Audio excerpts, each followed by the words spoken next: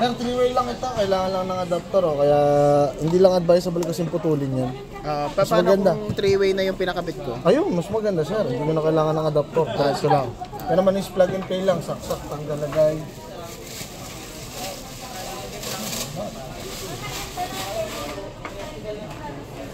Yan. Sir, bago gamitin, dapat matanggal lahat ng blue. Ano lang kasi yan, film lang yan. So kaya baka isipin nyo kasi protection is wag lang tanggalin para at least hindi madumi si unit. Which is wrong. Kasi pag nainitan yan, lalo yan magmamantsa. Okay. Speed, parang electric fan lang din. From 1, 2, and then 3. Ito is higop, so dito nyo mararamdaman yung pinakambugan niya sa labas. Malakas Ito, anong function nito? Ito sir, yung pinakang labasan pagka hindi kayo magbubutas. Okay. Yung sinasabi ko. Option 2, okay. Yes po. Switch off ng speed is 0, then ito yung last button is for the lights. Okay. So ang switch off ng ilaw is siya din. Okay. Yan. Ito sir yung switching, kaya pwede tayong magbutas, pwedeng kahit hindi na. Ayan, pansinin nyo po itong icon na to. Meron siyang parang bahay na may arrow palabas. Okay. Ibig sabihin, yan yung maglilinya or magdadak kayo palabas. Ano? So nakaswitch naman na sila papunta doon. Kasi kung hindi nyo siya bubutas, taas nyo lang to. Lipat nyo lang siya dyan. Kung hindi kayo magbubutas, para dito po lumabas yung buga. Dito ang labas ng buga, Pero since mag-aabang naman tayo, pares natin silang iwan dito. So by default, nakabahay na talaga. Yes sir, yan na yun. Yan na yung naka-design or yung switch para magbutas. Yan, may icon naman para hindi nyo maliit. Labas ng bahay sa loob ng bahay. Let's say, na-install to. Install sa inyo, tapos medyo nagalaw nung nag-install. So at least aware kayo dito sa switch na. Okay. Then sa maintenance or sa cleaning process, ito yung pinakang washable. Okay. Pwedeng i-brush, wag lang hard brush, mga soft brush lang. Maalin pwedeng... Sir, yung kabilaan. Kabilaan. Yes, pero sa paglalagay, laging ito kasi. Laging ito nasa labas. Yan yung nakalabas. Okay. Nakikita nyo naman yung front sa back. Okay. So, pwedeng basain in short. Then, ito po yung pinakang filter na nagsasala ng usok at amoy. Ito ay hindi binabasa. Ito ay punas lang. Meron siya mga charcoal dyan na maliliit na piraso, buo-buo pa yan.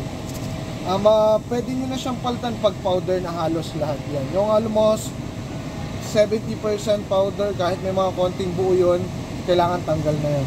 Okay, kasi makangalaglag na po yan diyan. Okay. Then ito punas lang, as long as punas lang. Saan naman nakakabili nito? Shopee and Lazada, meron tayong larger mania shop mall sa mismong mga yon. Okay. So may mga models naman doon, yung mga gantong model, general o standard naman yung pinakang ano bang model ito? Latest to 2024 model natin ito. Okay. May mga naunang model dito, hindi naman siya totally phase out, meron pa rin naman. Kaso ito na halos yung lumalabas sa market. Anong pagkakaiba nitong bago sa luma? Mas slim type to. Tsaka mas matipid. Okay. Lalo na sa ilaw. Kasi before halogen pa eh. Halogen. Ito LED light na yan. LED na. LED na yan. So okay lang ba nung tinanggal mo siya? Habang gumagana yung yes, sir. Accessories lang naman to. Halimbawa lang, na laps na to or naging powder na to. So mangyayari, matatagal lang pa kayo pag mag-order kasi mga 1 week pa yan. Pwede nyo pa rin naman gamitin kahit walang ganito. Okay. Kasi mag-aabang pa kayo ng stock eh. So importante lang kasi dito, ito pa rin yung nagko-cover ng pinakang motor. Imagine walang ganito. Ito lang yung umaharang sumasalo. Pwede kasi mag-rekta dito yung mga oil sa loob mismo ng motor. Yun yung pinakamahirap kasi pag inabot ang motor, yun yung magkukos ng pagkasira. Okay, so ito yung unang filtration, ito yung pangalawa. Ito na yung pangalawa. Okay, so dalawa siya. Yes, kaya mas maganda rin po na nalilinis natin kasi possible magkaroon ng mga sangat-sangat yan. Tuwing kailan naman ito nililinis? Hindi naman siya totally, kahit mga twice a month. Twice a month? Opo, monthly, pwede na. Paano linisin yan? Ano lang sir, punas lang yan. Alisin nyo lang yung mga possible na bumara dyan, kutkutin nyo lang. Kasi hindi nyo siya babasahin. Oo, so pwede yung toothbrush, na matuyo. Toothbrush yan, mga ganon. Kahit wipes. Kahit wipes. Maganda naman siya ibalik kasi may ngipin naman siya.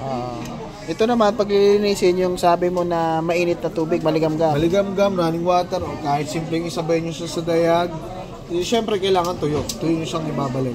Ah, Tuyo okay. siyang ilalagay ng medyo mga malibasa. Maganda tuyo. So ito naman ay nililinis ay mga twice a week din. Opo. Pwedeng sabay Mapapansin nyo, yes po.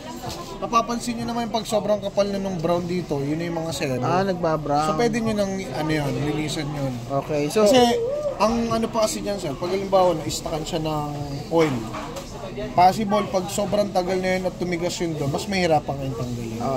So in short, nabanggit mo kanina na kung mapifilter na niya yung oil, ang lalabas natin dito Clear is na yan, sir. clear na. Yes po. So yun ay usok at init na lang, wala na siyang oil. Possible nga, sir, yung init, lase na yun. Lesen na rin. Talagang ano na lang yun, hangin na lang po. Okay. So parang meron din siyang function na nire-reduce niya ang temperature, ano? Yes, sir, tama. Yung init ng kitchen niyo. Torxing screw, kasama na niya. Then yung pinakang fittings nga po, tsaka manual.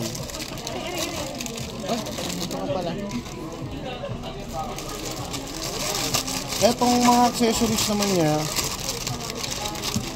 etong takip, unang ginagamit ito yung pang cover nung butas sa ibabaw, pag hindi kayo magbubutas. Pag hindi magbubutas. So hindi nyo ito magagamit, pero tabi nyo pa rin just in case. Tapos, wala. Ito naman yung pinakalagayan po. Okay, so paano naman ilagay yan? Ganun lang din, sir. Duct tape na halos ang pinaka mag-fix dito pag naisuot nyo yan. Pero mas maganda maisuot nyo to pag ready na yung pinakang paglalagyan. Ito lang naman yung importanteng angle eh. Ito po yung mismong nandito sa butas. Okay, sir. Yan. Nakaganyan siya. Yan, nakaganyan siya. Baka kasi malagay, mabaliktad, nakaganyan.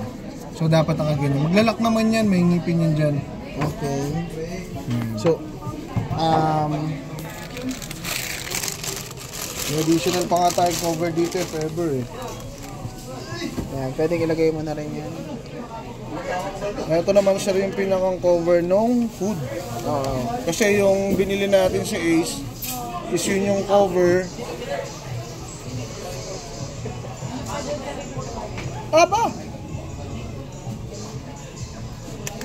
Cover yung si Ace, cover yun ng hose.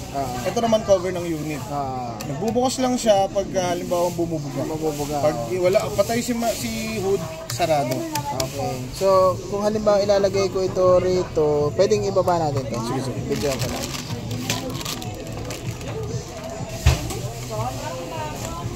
Okay, so ihiga natin siya.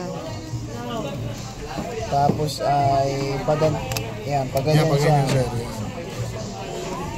So, natin buhayin, sir. so nakapatong lang. Ano yun, sir? Nakalock yan actually. Baka kasi pag nilock natin, baka hindi na natin matanggal. Okay. Kaya pagka-install na lang. So the way na ilock mo siya is igagano mo siya. Ayan, sir, yan. Yan. Yan yung pinakatrabaho niya. Pag bukas yung hood. Pagpatay naman, mag-cover down lang siya.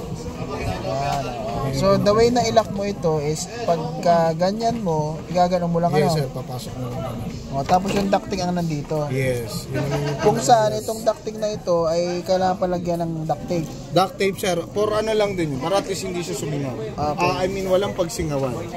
Importante Para rin silyado at yes. least. At least seal. Kaya nga sabi ko, yung mga pang-seal, yung mga... Ito para saan naman itong mga screw to? Torxing screw, sir, attachment na niya sa wall. Sa wall. Pwede ba akong gumamit ng ibang screw? Pwede, sir. Depende sa needs. Depende naman po kasi yan is design talaga dyan. Kung gusto nyo pong mas mga heavy screws, pwede naman kayo gumamit. Tapos, sir, may boot. Ito yung attachment niya. Pansinin niya. Pero may mga abang din siya dito. So yung mga abang na nasa ibabaw, yan naman is ginagamit pag may cabinet. Oo. Para at least support sa cabinet. So may cabinet. Ibig ko sabihin, pwede ka nang magbutas sa cabinet at sa wall 2-in-1. Yes po. Pero mostly dapat ang mag-hold sa kanya is wall, wag cabinet. Kasi iaasan nyo sa cabinet. Ang cabinet kasi may darating ang panahon talagang lulugso yan. Kasi kahoy lang naman yun. So dito sa package, meron tayong unit, meron tayong ducting, at saka meron tayong ito. Wala tayong iba, no? Yan lang ang laman ng box. Tsaka sir yun pala, pag yung mga accessories is nasa loob po ng unit, ano? Okay.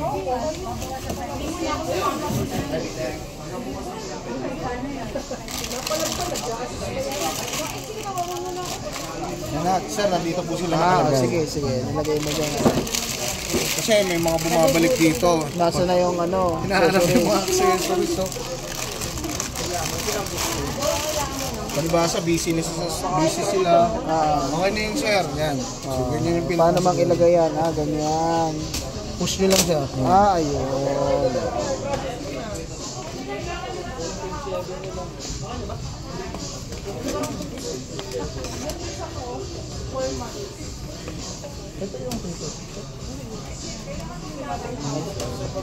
Sir, pag okay na kayo, pag-fill out lang ulit ako. Okay.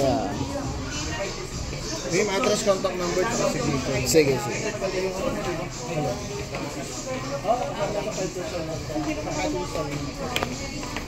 signature.